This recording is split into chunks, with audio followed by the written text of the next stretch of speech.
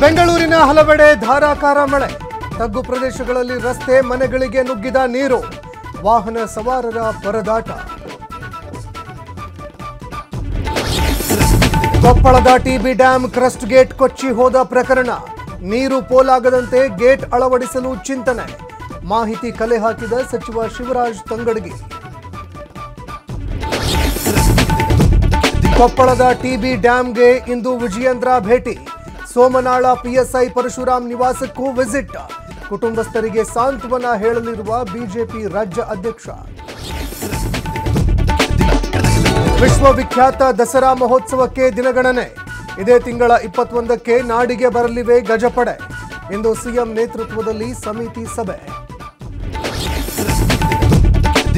2024ರ Paris ಒಲಿಂಪಿಕ್ಸ್ಗೆ ವರ್ಣರಂಜಿತ ತೆರೆ, 126 ಪದಕಗಳೊಂದಿಗೆ ಅಗ್ರಸ್ಥಾನದಲ್ಲಿ America, 6 ಮೆಡಲ್ಗಳಿಗೆ Bharat ತೃಪ್ತಿ.